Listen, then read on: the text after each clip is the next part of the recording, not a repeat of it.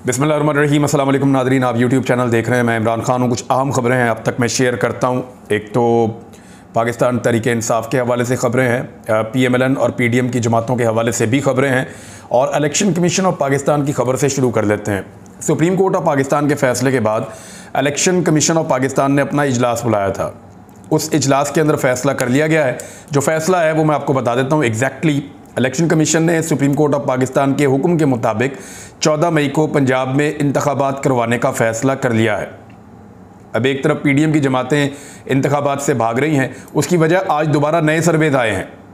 वो भी मैं आपको बताता हूँ उन सर्वेज के अंदर क्या है।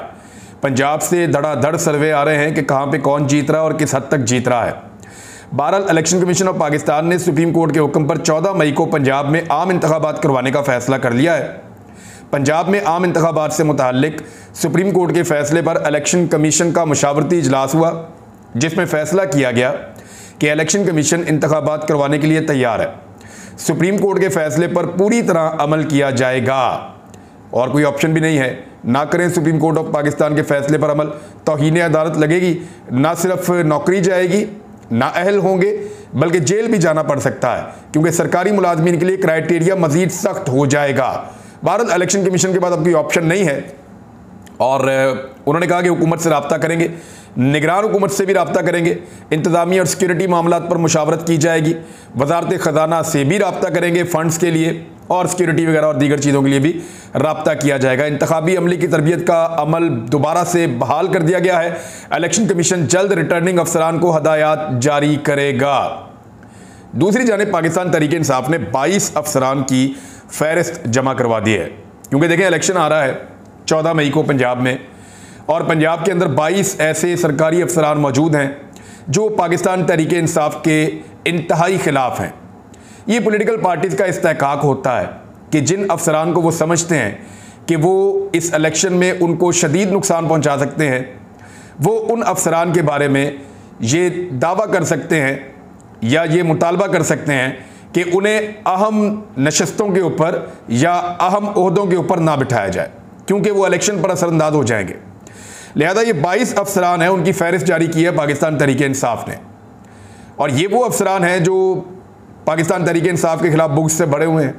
अब क्योंकि पाकिस्तान तहरीक-ए-इंसाफ ने इनके नाम पब्लिक कर दिए हैं, लिहाजा इन्हें इस बात का आइडिया है कि अगर दोबारा पाकिस्तान तहरीक-ए-इंसाफ की पंजाब में या वफाक में हुकूमत आती है तो इनको अहम ओहदे तो नहीं मिलने वाले, क्योंकि इन्होंने पाकिस्तान तहरीक-ए-इंसाफ के साथ जुल्म किया, ज़्यादती की, गैर आइनी गैर कानूनी हथकंडे इस्तेमाल किए और बहुत दबाव डाला, पॉलिटिकल कारकुनों के साथ बड़ी ज़्यादती की है। इसमें ज़्यादातर लोग जो हैं वो पुलिस वाले हैं। तो तहरीक-ए-इंसाफ का ये कहना है कि इन 22 अफसरान को सूबे से बाहर निकाला जाए या इनको अहम इंतज़ामी ड्यूटियाँ ना दी जाएँ, क्योंकि ये सरधड़ की बाजी लगाएंगे और पूरी कोशिश करेंगे कि पाकिस्तान तहरीक-ए-इंसाफ इक़्तिदार में ना आए। अगर पाकिस्तान तहरीक-ए-इंसाफ इक़्तिदार में आ गई तो अगले 5 साल इन सरकारी अफसरान के लिए वो मौज मस्ती नहीं होगी जो इन्हें इस वक्त निगरान सेटअप में या इनको मिल रही है PMLN के सेटअप में। तो वो मौज मस्ती इनको दोबारा नहीं मिलेगी अगले 5 साल। तो सरकारी अफसरान अपनी सरधड़ की बाजी लगाएंगे। ना सिर्फ ये सरकारी अफसरान है, बल्कि इस्टेब्लिशमेंट के अंदर बैठे हुए कुछ लोग भी हैं, उनको भी डरावने ख्वाब आ रहे हैं। उन्हें ऐसे लगता है कि हालात उनके लिए मुश्किल हो जाएंगे, क्योंकि अरशद शरीफ शहीद वाले केस के अंदर डेवलपमेंट हुई है। वो जो डेवलपमेंट है वो मैं आपके साथ शेयर कर देता हूँ, क्योंकि हमारे लिए सबसे इंपॉर्टेंट खबरों में से एक खबर वो होती है।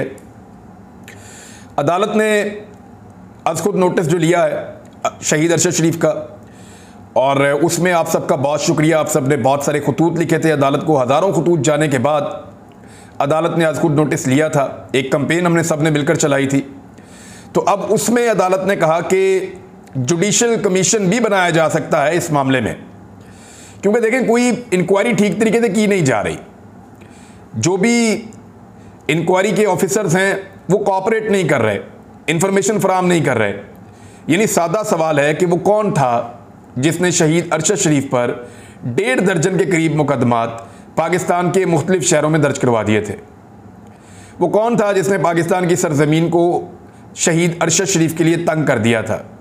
ये मुद्दई कौन लोग हैं, उस वक्त उन DPOs को उन इजला के अंदर कौन दबाव डालता था, वो कौन से लोग थे जो फ़ोन करके ये कहते थे कि अरशद शरीफ के ऊपर मुकदमा दर्ज किया जाए। बाकी लोगों पे भी ऐसे ही हुए हैं। मैं इसलिए कहता हूं कि मुझे अगर अदालत बुला के सुने तो मैं तो बता दूंगा कि मेरे ऊपर किस किस ने मुकदमात कैसे कैसे दर्ज करवाए और कौन कौन लोग इसके पीछे थे। मुझे तो पुलिस अफसरान ने बताई हुई है ये बात कि हमारे ऊपर कितना दबाव और कौन लोग डालते थे। जब मैं गिरफ्तार था तब भी वो लोग वहाँ आते थे। लिहाजा शहीद अरशद शरीफ के मामले में बुनियादी सवालात कि उन्हें पाकिस्तान छोड़ना क्यों पड़ा, यूएई से उनको निकलने पर किसने और क्यों मजबूर करवाया, और फिर कीनिया में उनका कत्ल, ये जो बुनियादी सवालात हैं सबसे पहले पाकिस्तान से इंक्वायरी शुरू हो, उनके जवाबात नहीं मिल रहे। तो जुडिशल कमीशन तश्कील दिया जाएगा अगर तहकीकात पर अदालत को मुतमईन ना किया गया तो ये जो तहकीकात हो रही हैं ये तो कभी मुतमईन नहीं करेंगी। लिहाजा जुडिशल कमीशन की तरफ ये मामला जाएगा और इंशाअल्लाह जुडिशल कमीशन बनेगा और सच सामने आएगा कि वो कौन लोग हैं जो पर्दे के पीछे बैठकर इंसानों के लिए, पाकिस्तानियों के लिए पाकिस्तान की अपनी सरजमीन तंग कर देते हैं और फिर उन्हें बहुत मुश्किल हालात का सामना अपने मुल्क में करना पड़ता है। शहीद अरशद शरीफ भी इसलिए पाकिस्तान से गए, साबिर शाकिर भाई भी इसलिए गए और मुईद पीरज़ादा भी इसीलिए पाकिस्तान से बाहर गए और बहुत सारी अहमद नूरानी हैं, बेशुमार मिसालें हैं। तो ये कौन लोग हैं जो पीछे पड़ जाते हैं और ज़मीन तंग कर देते हैं। मरियम नवाज साहिबा ने एक कन्वेंशन किया है वकला का और वो वहाँ गई तो ऐसा लग रहा था कि बड़ा ज़बरदस्त इस्तकबाल होगा। 7 से 8 वकीलों ने उनकी गाड़ी पे फूल फेंके। छत के ऊपर किराए के बंदे थे जिन्होंने ऊपर एक चादर के अंदर फूल इकट्ठे किए हुए थे, वो बाल्टी में भर भर के उनकी गाड़ी के ऊपर छत से फूल फेंक रहे थे। और पुलिस ज़्यादा थी, मीडिया ज़्यादा था, वकला कम थे। वकला की तादाद मरियम नवाज़ के कन्वेंशन में, जो मरियम नवाज़ ने बोला वो तो ऐसा है ही नहीं कि उसके ऊपर डिस्कस किया जाए, क्योंकि वो तो अदलिया के ऊपर अटैक कर रही हैं कंटिन्यूसली। यानी इस मुल्क के ऊपर आप किसी जर्नैल पे तनकीद कर दें तो आपके लिए ज़मीन तंग हो जाती है इस मुल्क की, लेकिन आप जजेस को बेशक गालियाँ देते रहें, जो मर्जी करते रहें, आपको कोई पूछने वाला भी नहीं होता। ये क्यों है? क्या ये सारे इदारे मुल्क के नहीं हैं? क्या इज्जत तमाम इदारों को नहीं मिलनी चाहिए? और अदलिया तो एक बहुत बड़ा इदारा है, फौज से तो बहुत बड़ा इदारा है, उसकी बहुत ज़्यादा इज्जत है, तो इसलिए मेरे ख्याल में अदलिया की इज्जत का एहसास होना चाहिए। मरियम नवाज साहिबा ने अदलिया पे तनकीद की है, इमरान खान पे तनकीद की है, उन चीज़ों को एक साइड पे रखें, लेकिन आप ये ज़रा तस्वीर देखें।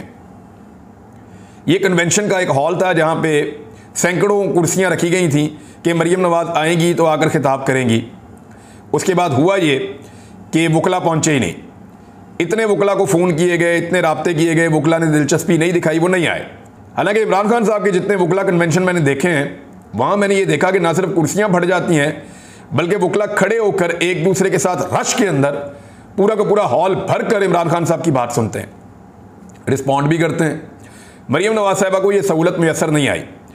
किया ये गया कि पहले एक चादर लगाई गई, हॉल को 2 हिस्सों में तकसीम किया गया। वजह ये थी कि उनको आइडिया हो गया इंतज़ामिया को, वकला को, कि ये तो भरा ही नहीं जा सकता, तो जब ये भरेगा नहीं तो खाली कुर्सियाँ बुरी लगेंगी। तो उन्होंने क्या किया, बैक साइड पे काली चादर लगा दी कि वकला खड़े होंगे, काले कोट के अंदर काली चादर मिक्स हो जाएगी तो हम कहेंगे जी बहुत वकील हैं।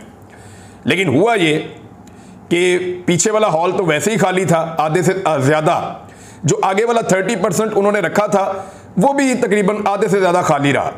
तो इस तरह वकला ने दिलचस्पी दिखाई नहीं मरियम नवाज साहिबा के प्रोग्राम में। लेकिन हिम्मत की दाद देनी चाहिए और लीडर्स को हिम्मत नहीं हारनी चाहिए।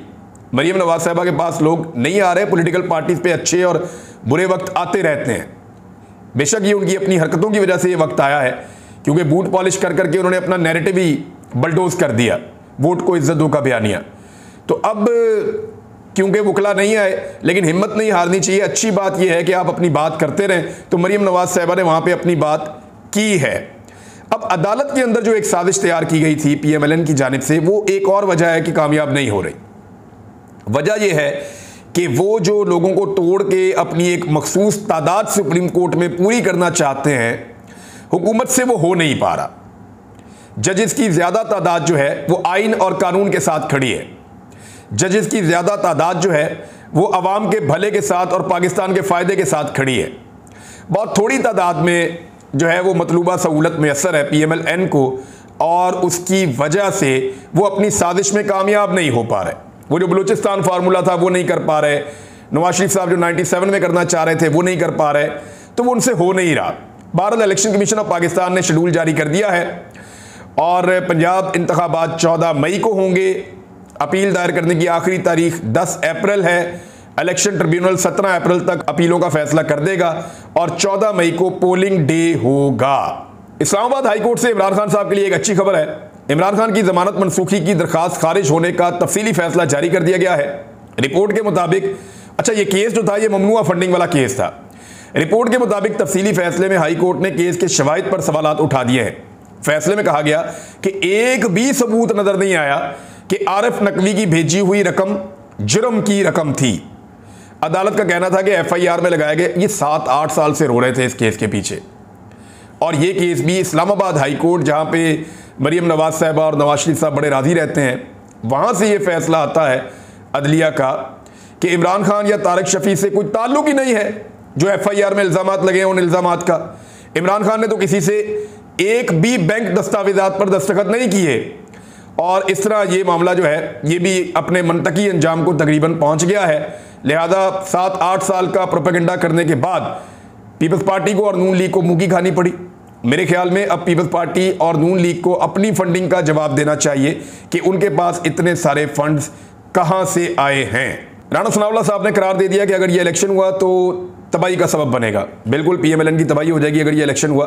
राणा साहब ठीक कह रहे हैं, गलत बात नहीं कह रहे, क्योंकि मैं आपको आदादो शुमार के मुताबिक बता देता हूं। डेरा गाजी खान डिवीजन की भी रिपोर्ट आ गई है। टोटल सीटें डेरा गाजी खान में 30 हैं, मुजफ्फरगढ़ में 12 हैं, लिया में 5 हैं, DG खान में 8 हैं, राजनपुर में 5 हैं। 30 में से 25 पाकिस्तान तहरीक इंसाफ जीत रही है, 1 सीट PMLN जीत रही है, 2 सीटें आज़ाद उम्मीदवार जीत रहे हैं और 2 सीटें दीगर उम्मीदवार जीत रहे हैं।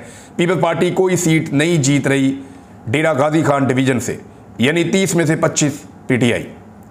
अब आ जाए मुल्तान डिवीजन, 34 नशिस्तें हैं वहाँ पे, खानेवाल 8, मुल्तान 13, लोधरा 5, विहाड़ी में 8। इन 34 नशिस्तों में से 29 नशिस्तें पाकिस्तान तहरीक इंसाफ जीत रही है, 3 PMLN जीत रही है, 1 पीपल्स पार्टी जीत रही है और 1 आज़ाद उम्मीदवार जीत रहा है। अब ज़रा पूरे पंजाब की सूरत हाल का जायज़ा ले लें परसेंटेज के अंदर कि कितने लोग किसको पसंद करते हैं।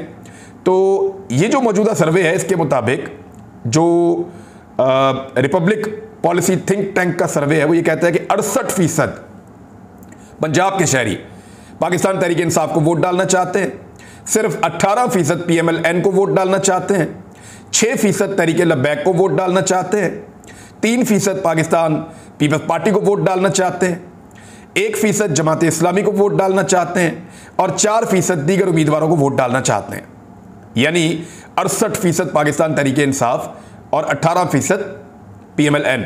और जरदारी साहब की जमात की हालत यह है कि तहरीक लब्बैक जो नई जमात है 6% और जरदारी साहब की जमात जो है वो 3%, यानी उनसे आधे के ऊपर खड़ी है। अब इस सूरत हाल में तो वाकई इलेक्शन में तबाही है। राणा सनाउल्लाह साहब बिल्कुल दुरुस्त फरमा रहे हैं। इमरान खान साहब के ऊपर इस्लामोफोबिया के हवाले से उनके बड़े कारनामे हैं। मैं एक वीलॉग इसके ऊपर अलग से करना चाहता हूं ताकि तफसीलात आपके सामने आ जाएं। इमरान खान साहब पे घिनौने इल्ज़ामात लगाए जा रहे हैं, भोंडे इल्ज़ामात लगाए जा रहे हैं। शेख रोहेल असगर हों या दीगर PMLN के लोग हों, जो मरीम नवाज़ के कैंप के लोग हैं, जो मरीम नवाज़ को फॉलो करते हैं, वो लोग एक मरतबा फिर एक मजहबी नफरत का बयानिया लेकर इमरान खान पे चढ़ दौड़े हैं। दोबारा से किसी जनूनी की तलाश है। इमरान खान साहब को पहले भी कत्ल करने की साजिश की गई है, दोबारा भी कत्ल करने की साजिश की जा सकती है। ऐसी सूरत हाल में सरकार उन्हें सिक्योरिटी नहीं दे रही, उन्हें अपने तौर पे अपनी सिक्योरिटी का बंदोबस्त करना पड़ रहा है।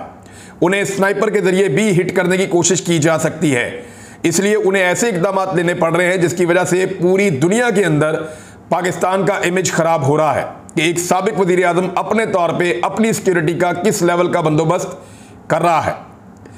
अब दोबारा से इस्लामोफोबिया के ऊपर एक कीचड़ उछालने की इमरान खान साहब के खिलाफ मुहिम जारी है, तो मैं इसके ऊपर एक अलग वीलॉग करूंगा और आपको तफसीलात बताऊंगा कि एक्चुअली हकायक हैं क्या। लेकिन एक हकीकत और आपको बता दूं, मैं पाकिस्तान जनूबी एशिया के जो 8 मुल्क हैं उनमें सबसे महंगा मुल्क करार दे दिया गया है। एशियाई तरक्याती बैंक ने पाकिस्तान को जनूबी एशिया के 8 ममालिक में सबसे महंगा मुल्क करार दे दिया, और यह ऐसा नहीं था। 1 साल पहले जब इमरान खान की हुकूमत थी तो ऐसा नहीं था। 6% की शरह से तरक्की करता हुआ मुल्क जो है वो इस वक्त 0.4% या 0.5% पे पहुंच गया है। कहां 6% पे तरक्की कर रहा था 2 साल से लगातार, और इस मरतबा 7% की टारगेट थी इमरान खान साहब की। लेकिन अब कहां पहुंच गया, 4% कुछ लोग कह रहे हैं, वर्ल्ड बैंक की रिपोर्ट है, और एक रिपोर्ट 0.5 या 6% कह रही है। तो ये पाकिस्तान की हालत कर दी कि 6% से आधा फीसद के ऊपर लेकर आ गए ये लोग। पाकिस्तान सबसे महंगा मुल्क है इन 8 मुल्कों में जो जनूबी एशिया में है। दूसरे नंबर पे जो महंगा मुल्क है वो है श्रीलंका, तीसरे नंबर पे अफगानिस्तान, चौथे नंबर पे बांग्लादेश, 5वें नंबर पे भारत, और इसके बाद 6ठे नंबर पे जो है वो नेपाल है, और उसके बाद भूटान है, और फिर सबसे सस्ता मुल्क मालदीव हो गया है। यानी पाकिस्तान का भट्टा बिठा दिया इकोनॉमी का और सबसे महंगा मुल्क बना दिया इस मुल्क को इस खित्ते में। ये कारनामा है इंपोर्टेड हुकूमत का और उनके सहूलतकारों का। सहूलतकारों को नहीं भूलना, याद रखिएगा इन्होंने किया जो किया इस मुल्क के साथ। शहबाज शरीफ क्या बेचता था, वो तो हुकूमत में आ ही नहीं सकता था। आसिफ अली जरदारी साहब की क्या औकात थी, वो कुछ नहीं कर सकते थे। ये किया सहूलतकारों ने, उन्होंने रजीम चेंज ऑपरेशन किया और अवाम को इस हाल में पहुंचाया है। अब तक के लिए इतने, अपना ख्याल रखिएगा, अपने इस चैनल का भी। अल्लाह हाफिज़।